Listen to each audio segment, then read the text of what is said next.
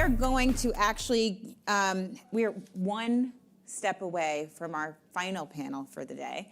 But before that, we have a special message. And so want to make sure that we give a moment and attention to the screen. We're going to go live to NEERA SHETTY, who is the Executive Vice President of the Office of Social Responsibility and Inclusion, and also the Deputy General Counsel of the PGA Tour. And she's going to deliver us a keynote speech, and then we are going to welcome up our final panel. And we're going to round out today, which has just been an amazing, awesome day. So let's give a round of applause for this amazing group. And we'll now go to NEERA. Hi, I'm NEERA SHETTY. I lead the PGA Tour's Office of Social Responsibility and Inclusion, which includes oversight of our diversity, equity, and inclusion efforts. I have had the honor of participating in prior SIGA summits on female leadership in sports and really wish I could be there today. But it is my privilege to introduce the next panel emphasizing the importance of male champions in promoting gender equity throughout an organization, including the boardroom. We know that diversity of thought is important at all levels of the organization. Nowhere is it more important than at the very top of each company's board of directors. But it is more than just having women at the table. It is making sure that their voices are heard and their perspective is valued. Representation is just the first step. Inclusion is the key. And inclusion can only happen if we ensure at least two things. First, that the onboarding of women in these roles includes the support and involvement of others who can provide context, information, and resources so the company can be the beneficiary of women's full expertise and perspective. This is where men who have already been at the table are critical. Simply demonstrating a willingness to answer questions and share knowledge and experience can promote increased engagement. And to be clear, this isn't just about helping the women or the company be more successful. This is also helpful to the men as they improve their own thinking and approach, and also help them understand how a different perspective from their own can add depth to their own experience. Second, gender parity at the highest levels is particularly important in sports or other industries where gender representation has been lacking. We can't simply look to point those that are already well known in the industry and that have the inside track. We have to remember that getting dynamic women with knowledge and expertise in specific needed areas can be even more valuable than an industry insider as they bring their fresh and unique perspective. This is something we are particularly focused on at the PGA Tour, and this again is where male champions can really be valuable as they can fill industry-specific gaps in knowledge. The bottom line is that promotion of gender diversity is not simply about numbers. It's about providing the tools and recognition to really ensure the benefits of gender representation are realized. And all of us, men and women alike, have a responsibility and role to play in these efforts. Thank you for the opportunity to speak to all of you today. I look forward to seeing you all in person at the next SIGA Female Leadership Summit. All right. Thank you, NEERA. That was awesome. And now I'm going to call up, if you would make your way forward, our esteemed panelists. We're excited for what this panel will be, and it's really an opportunity for us to hear from our male allies and be able to have a conversation around that. And so I'm going to turn it over to you, Lisa. Thank you. And look forward to hearing more. Thanks, everybody. And sorry, and will Karen be joining us? Yes, Karen will join us. Okay, so, well, first of all, thank you for having me back. It's great to be here. It's been a fantastic day. Oh, hi, Karen. Hi, Karen. See Karen in a second. Lisa Murray asked me to show you my cards because hers were so messy and mine, she was very impressed with mine. So we'll see how it goes, though. She did a great job. Anyway, we're talking about male allies. And before we get into it, just the concept of sports is really more than just sports. Sports is transcendent. Sports influences culture and business. And for that, these gentlemen and this woman are really allies, but they're also champions of change and also champions of societal change.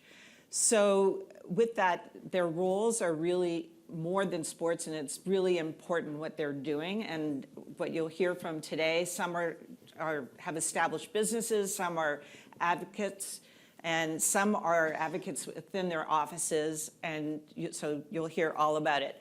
We're going to start first with John and Karen, who are much more on the sports side of things. I'm going to ask first John and then Karen, talk a little bit about what that pivotal moment was for you to become an ally. So Athletes Unlimited, just for those who don't know, is a network of professional women's sports leagues. We started in March of 2020. I'd been at Major League Soccer, I'd been running the team in New York on the men's side, and I had just noticed that I thought there was a massive opportunity in professional women's sports. So my journey started with a market opportunity. It led me to women's sports, and then really the pivotal moments that happened were in the planning stages in 2019. My partner, now co-founder Jonathan Soros, said, what if we don't go get invested in existing leagues, but what if we actually start with a blank sheet of paper and think of what sports leagues would look like if you could start from scratch? And that question alone opens up so many possibilities that you don't think about if you start from what exists today and what's been done in the past. So that was the first pivotal moment. The second is we started that planning process, and we went out and we talked to people who'd been in those sports as executives. We talked to sponsors, and we talked to other people we knew, investors. But then the most important conversations happened when someone said, why don't you bring some athletes to the table and talk to them about what they'd want to see in a pro sports league? Simple idea. I don't think it had ever been done before in the history of sports league creation. And that one meeting that happened in the planning stages in 2019 with a group of 5 pro softball athletes literally set the table for the way in which we have run our organization since then. And for the past 3 years, athletes have been partners with us at every level of the organization, from the board of directors to our player executive committee to everything that you see happen in the league.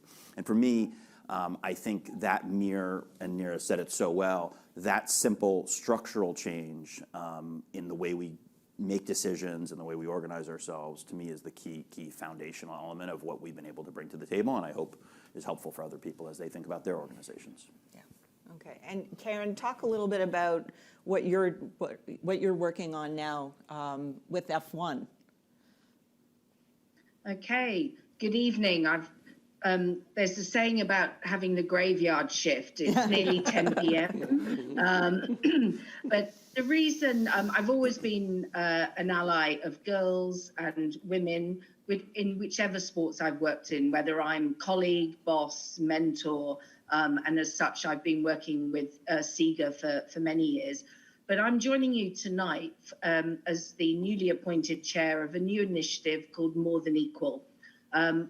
And the reason for joining this panel and being pro the blokes is because the 2 men that founded this initiative are enabling women. And More Than Equal, our mission is to find the first female F1 champion. And for the 2 men that started it, David Coulthard, you've probably heard of him, former F1 driver and champion. For David, it was a personal story, because he always said that his sister had a better, stronger natural ability to drive when they were younger and they were karting, but she never had the opportunity he did. And for Carol Komarek, who's an entrepreneur and a businessman, he had a strong and inspiring mother. He has 2 boys, 2 girls, and he never wants to be the father that says to his girls, you don't do it, you can't do it.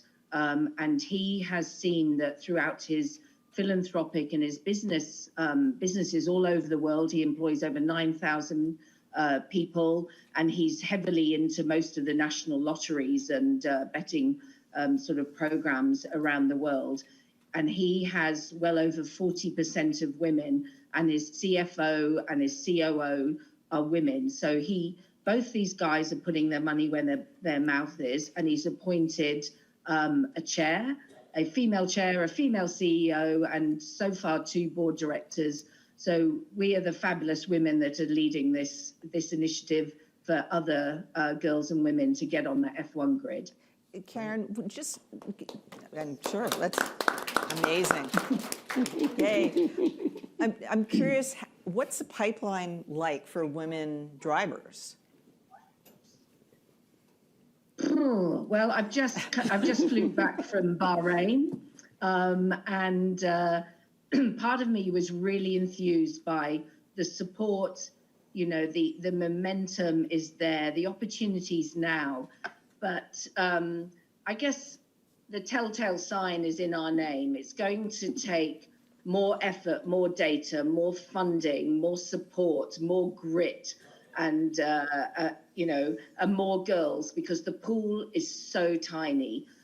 So what we're doing is to go out using data, using research to find the girls, whether they're 8 years old, 10 years old, where they are in the world, where they're karting or driving in GT or already in Formula 4, which is very few.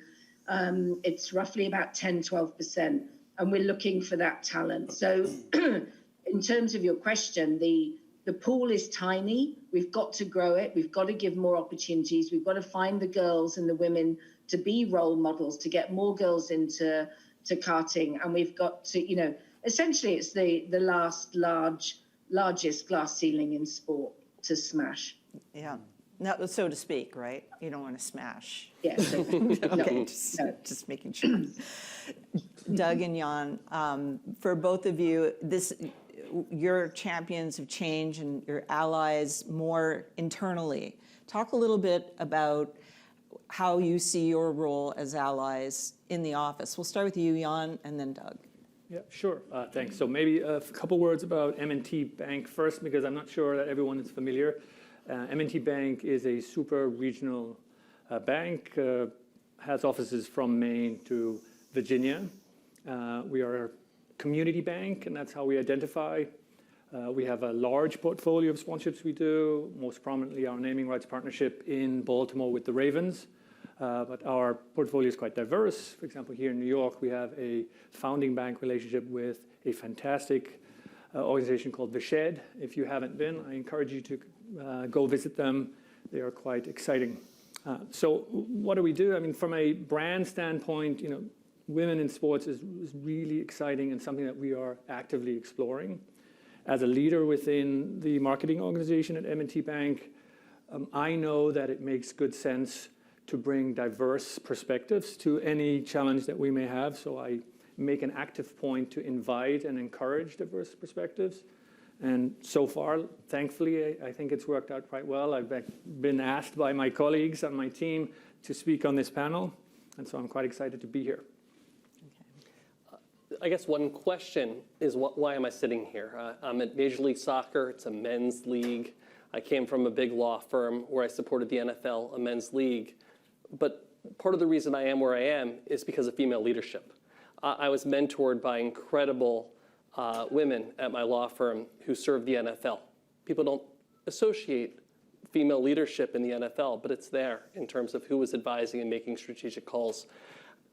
I was hired by our general counsel, who was here earlier today at Major League Soccer, who is an incredible leader in the sports space. And when I walk into the office at a men's professional sports league here in New York City, 41% of our league office are women. Our president is a woman. Our general counsel is a woman. We have, I think it's 18 vice presidents who are women, and those numbers are increasing daily. So as much as a lot of our conversation today is about female participation in sport, we should always be mindful that when it comes to men's sports, there's an equal role for women in many of the roles, and that comes to our officiating, where we had female referees at the World Cup this year and in Major League Soccer. We could have more. We should have more. There's a lot of gain to be had in coaching. Right now we have a coach with the San Jose Earthquakes who is in France as part of an executive leadership coaching regime where we send 25 a year for certification. She'll be the first woman to come back with that certification and will hopefully open doors, not just in women's soccer, but in men's soccer for female leadership on the sidelines. And I think that's something we all have to keep in mind. Okay, and Randall, as Chief Inclusion Officer, I mean, you have a very big role in general, but talk a little bit about your role at MasterCard, and then we'll talk a little bit more in specifics about MasterCard's role with women in sports. Got it. So, hey everyone, welcome to MasterCard, our office. So we can do that. You can clap. Again, my name is Randall Tucker, and I lead Global Diversity, Equity, and Inclusion here at MasterCard for the entire organization. Why we do it? Because it's the right thing to do. It's the right thing to do the right thing to make sure that everyone has an opportunity to succeed. Our focus area within the organization falls around two pillars, around creating an environment where everyone can succeed, as well as inclusion, education, and awareness. And so you can't create an environment where everyone can succeed without training your employees on how to do it, because we don't just naturally wake up inclusive leaders. And so that's two of the things that kind of hold us together. We feel that the organization fully is on board, from the CEO to the board to our employees with our employee resource groups. So it's organic as well as strategic from the top, and we're very excited for all of you to be here. Okay. And last year, MasterCard, and I'm having you put your marketing hat on, but Yes. We'll put you on the spot. MasterCard last year announced a partnership with the NWSL-PA, and which was to provide a little bit more support for women in the sports space, in soccer. Talk a little bit about what happened during the year. Where are things at, and where does MasterCard see things going, as much as you can? So I can. Okay. All right. Good. So let's kind of take a step back and say, why do we even have a partnership within the sports field with women? And so just like we do with men, at the end of the day, we want women customers, and we want to be the brand of choice to women. At the end of the day, that's what we're here to do business. And so we're trying to find partnerships and relationships where we can connect to as many women as possible. Sports is one of them. We do the same thing for men. So there's equity in what we're doing. We're not just doing something, oh, we're doing that for the women and we're doing this for the men. It's the same formula that we're using. So sports is one of those levers that we use to find the consumers that we want to be with.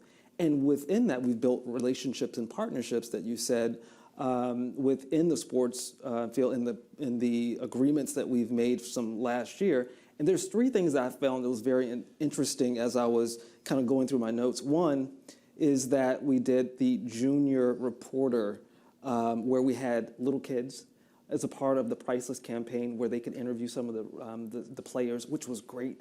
And so it gives little young kids, girls, an opportunity to see, wow, I can find someone that looks like me in this sports arena, which gives encouragement. I can do this as well. The other piece was around our awards that we have done for the top players. I think it was 22 players. And, again, giving women players a platform to be recognized is also something that's really important. And then the last piece is that we have something called Girls for Tech. And so that's how do you develop young women into STEM programming. And then coupled with women players, bringing them together to do these clinics where you learn some STEM as well as learn how to play soccer. And that's a great opportunity to see it's not just one or the other that you have to navigate, but you can do both. You can be smart in science as well as play soccer. So those are some of the things that we're doing under the banner of gender balance as well as inclusion as an organization. John, do you want to talk a little bit about how the leaderboard works and how you are putting spotlights actually on athletes themselves rather than just the teams? Yeah, I mean, so at the core of Athletes Unlimited is a whole host of innovations, and one of those innovations is that actually players change teams each week of the season. So it's a 5-week season. Players actually change teams. They get points based on how well they do and how well their team does, and they move up and down that leaderboard. So really novel concepts. So you're taking athletes that for their entire life have always been part of a fixed team, have always been thinking about this team that I'll play with for the entire season, and instead they're being redrafted and drafted week after week. So it's a really novel concept. When people come into it, the original instinct is that this is not for me. I'm a team player. And what they find out very quickly is that they are on a team. Each week they're on a team. Each week they're on this leaderboard. And the only way you can succeed on the leaderboard is by your team doing well. And what we found is that it really promotes a concept that all 44 players in the league, all 4 teams, are part of one collective body. And even more importantly, what we found, we run a volleyball league, our basketball league, our softball league, and our lacrosse leagues. What we found over time is that the experience of a lot of athletes, and I don't know how much this applies to those that are sitting here, from a young age, once you become an elite athlete, much of your experience ends up being in your sport.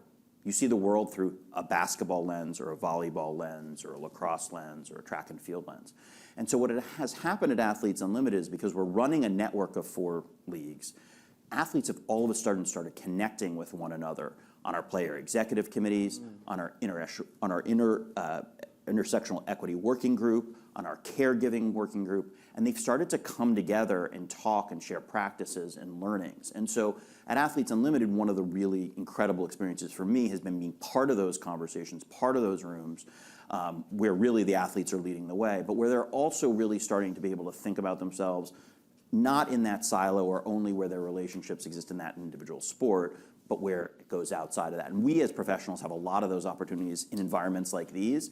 Historically, for a lot of professional athletes that we work with, and these are the best of the best, they aren't invited into these rooms. They aren't invited into rooms where there are even athletes from other sports, and that has been a really incredible takeaway and a really incredible learning. And I heard literally yesterday one of our basketball players say that she had played her entire career, she's a veteran now in professional basketball, and the relationships she's been able to build over the 2 years of being in Athletes Unlimited with certain players are deeper than some of the relationships she's ever been able to build in sport, because they're coming together to talk about, as I mentioned on Player Executive Committee, important issues related to childcare in terms of what the uniforms are going to be, who our sponsors should be. And so that's just a level of involvement in decision making that I hope is something that other organizations will take and maybe start to implement in sport, and I think we're seeing some of that already, and in outside of sport. Thank you. Karen, what sort of reception are you getting as you push for more women in F1, in both in Europe and in Dubai and around the world? Well, as I said, sort of. This initiative was first launched in Silverstone, and then at Abu Dhabi, the last race of last season, it was the sort of vision mission was outlined. What we've been doing since then is focusing on research, and there's never been any fact-finding research as to girls, where they are, where they're driving, how they're doing. Why do they drop off at such a young age? And most of that is because there is no bespoke development pathway for girls. So that is what we're doing. We're working with the industry's experts who many work with majority of the teams to train drivers to create that talent pathway for girls. In terms of reactions, I'd say it's about 80% totally positive. And we've met with teams that say, the performance directors, the talent scouts that say, we believe girls can do it. And then on the other side, you meet with some of those, those old grumpy guys who are engineers or even some of the F1 journos. And they say, but, are women physically capable to do it? Surely our necks can't cope with the G-forces. Aren't women risk averse? Have women really got the mental agility? And before we even go into what we're doing, you kind of look on a broader spectrum and say, well, we've sent 70 women into space. There are over, in US and UK alone, there are over 1,000 fighter pilots, and most of them have seen combat. And in fact, the G-forces and the ability of the neck to be able to be a fighter pilot is even greater than that's needed for astronauts. There are over 35% of female champions in extreme sports. And at the Tokyo Summer Olympics 2021 because of COVID, it was the highest ever female participation. So we have 49% of Olympians across every single Olympic sport. So when we have some of the best high performance driver trainers in the world saying that we believe women can do it, we've got to find women who can be role models so that they can inspire girls to get into it, and at the same time set out that development pathway and show them the opportunity. And once, we don't want pink helmets, and we don't want like the W Series, women versus women in a lower spec car. Once you put on your helmet, you're the fastest driver in the world, and most teams just want the fastest driver. So we've got teams saying, you give us you identified a girl, you help train them, we'll take them on. If they're fast, we'll give them a seat. That's great. Doug, talk about now, the MLS is a separate league, as we know, from NWSL. Are there any opportunities to overlap or create some support for the NWS as an emerging, still emerging league? Well, first of all, congratulations to all the NWSL has accomplished this last year. It's truly incredible, and speak about a league on the rise. But we share a common DNA, which is, as we've heard, and as I've heard at SIGA presentations elsewhere, this is soccer here in America, not football. But here we are growing the sport in this country. And it's a sport that has existed here for a long time, but has not gotten the professional attention that it has in much of the rest of the world. And both of our leagues and the other professional sanctioned leagues in the United States are growing the game in a lot of our markets, in the markets that we are not in, but other professional clubs are. And for every boy and girl across America to be able to go see top-level soccer players perform at their best in top-rate stadiums that are built for soccer is an incredibly exciting time. The player pathway is something we all talk about a lot, because now that we have at the professional ranks these opportunities, we need to continue to foster the growth of our youth who have a professional aspiration and how they reach it. So even MLS has been in the amateur space for only 2 years now with something we call MLS Next. And we have 11 girls participating in our league this year, including the #1 pick in the NWSL this year, played on our U19 boys team and did quite well. So, there's opportunities both in single gender opportunities and dual gender opportunities to provide pathways for the best amongst us and really grow the game. Yeah. John, AU launched 3 years ago. How much has changed since then? So much has changed. The landscape 3 years ago when I went out with the original idea of even investing in the NWSL or the WNBA at that time, you honestly I couldn't find anyone who supported and thought it was a good idea. And that only encouraged me more because I thought it was a good idea. And I said, no one else is realizing how good idea it is. There obviously been a lot of people who've worked much harder on this over a much longer period of time. So I want to acknowledge there's been a lot of hard work done over many generations, and I think it's always important. I do want to say something that Karen just mentioned and came up again. One thing you'll notice in Athletes Unlimited is we run 4 professional women's sports leagues, but women's does not show up in the brand name. And this is not a network of leagues. And that's not because in any way we're shying away from our commitment to women's sports, but we want to build the best sports leagues in the world. And I do think that's one of the things which is getting reframed and should continue to be reframed, which is we're not trying to build the best women's lacrosse league. We're trying to build the best lacrosse league. And I do think that the model that we're implementing, with now 132 games a year across our leagues, contracts with Nike and ESPN and CBS and big deals and playing in, I'd say in the right facilities, I think that is really the framework which we all need, because that's what also fans expect, right? And fans, they're smart enough to know what's going on, and regardless of kind of what the current market opportunity is, we need to be thinking in those contexts. And that's certainly how we live every day at Athletes Unlimited, and that's the mantra that we use. And so we really want to own that, and I think that's indicative of where the future is. Yeah. Randall, we'll start with you, and then it's open to anyone here. But how do you take this conversation we're having beyond this room? I think it's what Karen had mentioned. We're going back to Karen, what she said. She also has a beautiful chandelier behind her that I want. So Karen, I'll be over in London wherever you are. I think it goes back to, at the end of the day, when Karen had mentioned we want the fastest driver. And so at our organization, we want the smartest person to help us drive innovation and problem solve. And so how do you keep the conversation going is just looking at it from two lenses around, as I said earlier, it's the right thing to do, the right thing, but also not just, I don't want women just to be in, I don't want black people, I don't want LGBTQ plus people in a room just because they look different or they have a different background. I want them because of their mind share and what they bring to the table.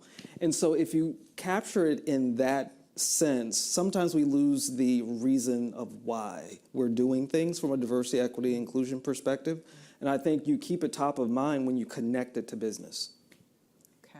Maybe I can add to that, Lisa. One thing that I experienced, so I work with NFL partners a lot, and I'm German, grew up in Africa, and so I'm a clear outsider when it comes to the boardroom on the NFL, right? They tend to have a similar path to getting into that room. So it was very evident to me that they speak a common language.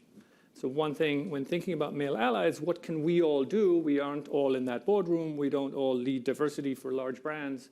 Is how do we create experiences that change, that ultimately lead to supporting the change of that language? And so to the degree that you're able to in your communities, whether that's your family, your neighbors, your work, embrace women's sports experiences, whether it's going to your local college and visiting a sports experience or embracing that in some other fashion, I think is something that we all can do.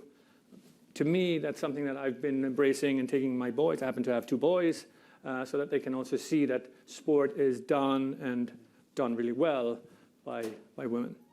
Okay. And so let's say for predictions, John, I'm going to put you on the spot.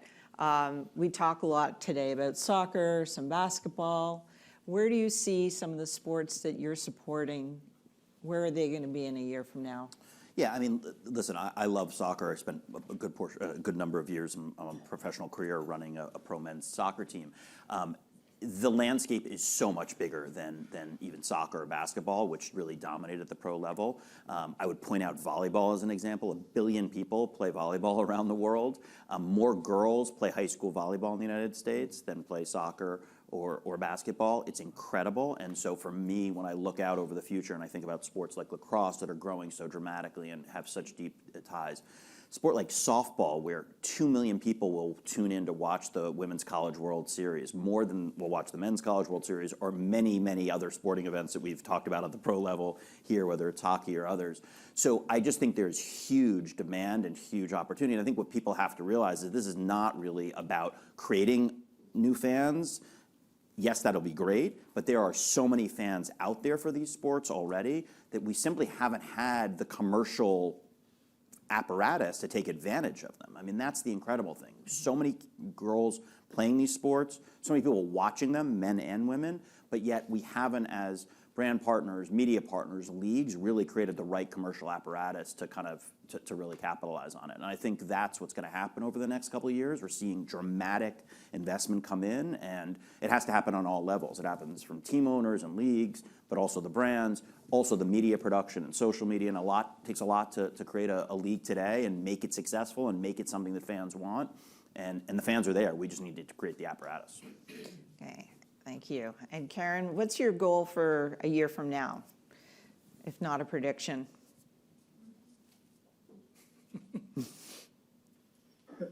Sorry, I guess a year from now, we'll have the research, we'll have identified some of the first girls karting, and we'll have scouted them and get them on the development pathway.